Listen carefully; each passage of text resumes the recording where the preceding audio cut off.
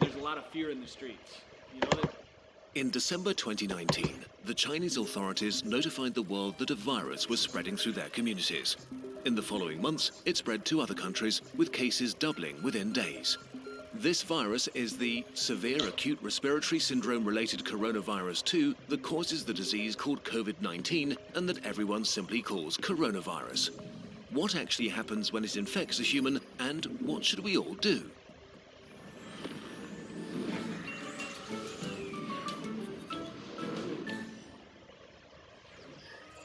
A virus is really just a hull around genetic material and a few proteins, arguably not even a living thing. It can only make more of itself by entering a living cell. Corona may spread via surfaces, but it's still uncertain how long it can survive on them. Its main way of spreading seems to be droplet infection, when people cough, or if you touch someone who's ill and then your face, say rubbing your eyes or nose. The virus starts its journey here and then hitches a ride as a stowaway deeper into the body.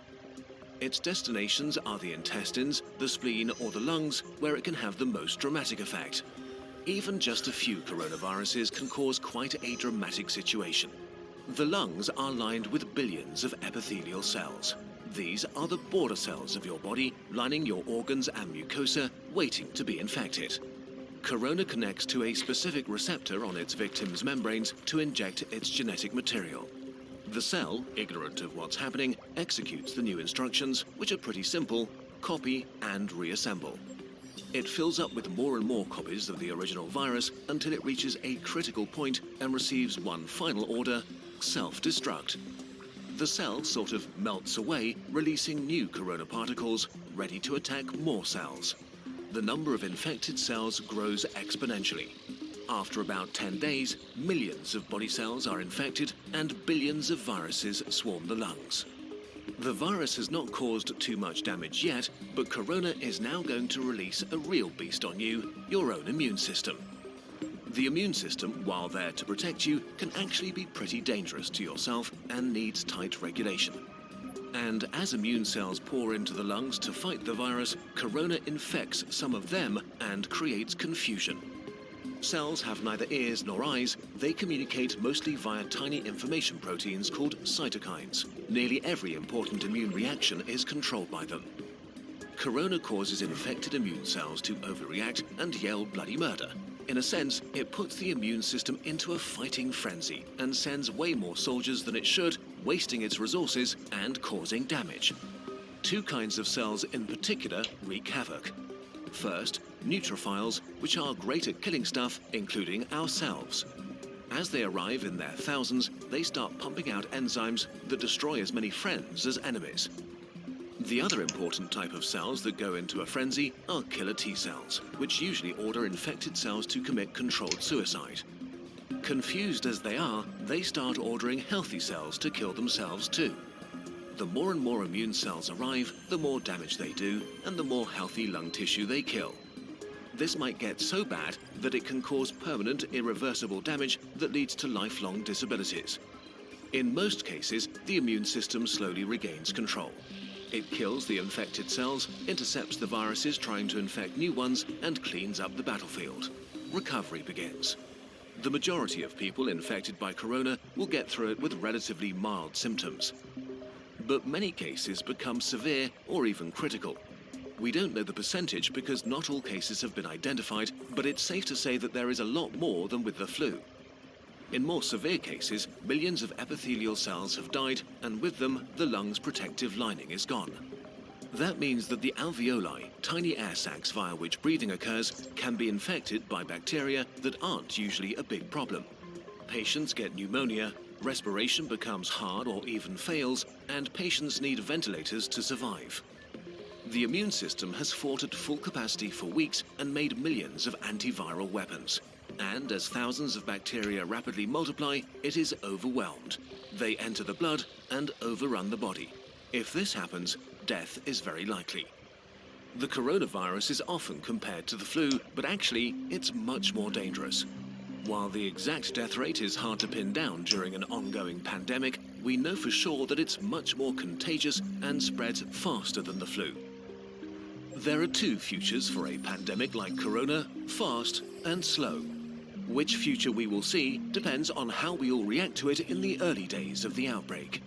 A fast pandemic will be horrible and cost many lives.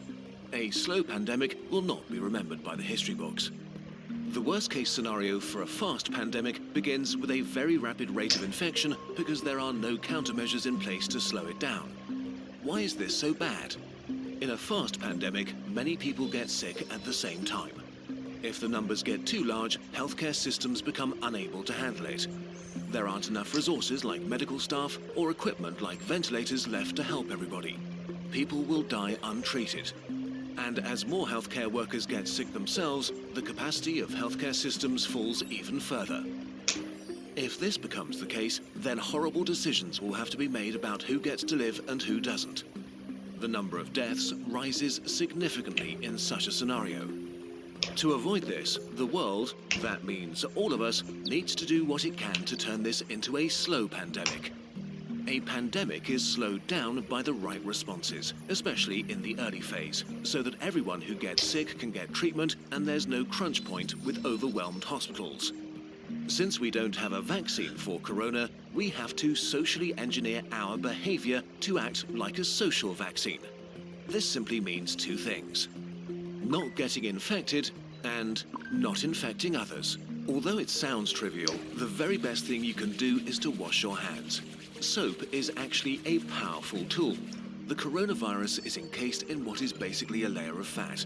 Soap breaks that fat apart and leaves it unable to infect you. It also makes your hands slippery, and with the mechanical motions of washing, viruses are ripped away. To do it properly, wash your hands as if you've just cut up some jalapenos and want to put in your contacts next. The next thing is social distancing, which is not a nice experience, but a nice thing to do.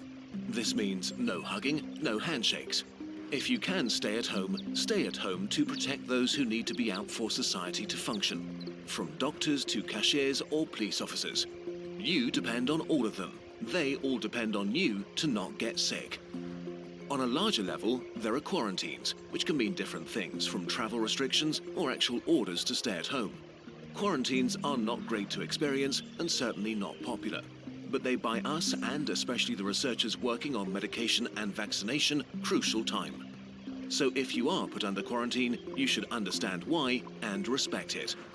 None of this is fun, but looking at the big picture, it is a really small price to pay. The question of how pandemics end depends on how they start. If they start fast with a steep slope, they end badly. If they start slow with a not-so-steep slope, they end okayish.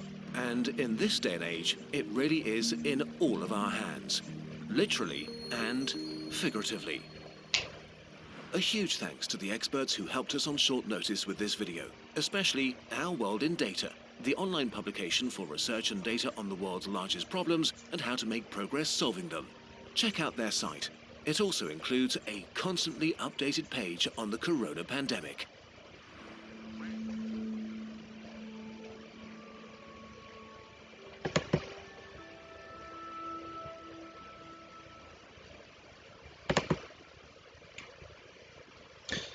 So we need, what was that? Cytoclean, the Xanax 4 cytoclean. And then I guess you would need something else for those T cells. Well, I guess Xanax. If you get that Xanax,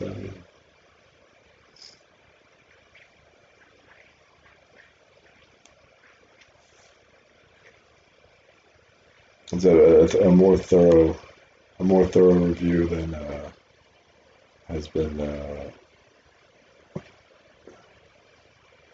described in the first month or so of the U.S. response. The potential nasty sets, not the, oh, this is kind of different.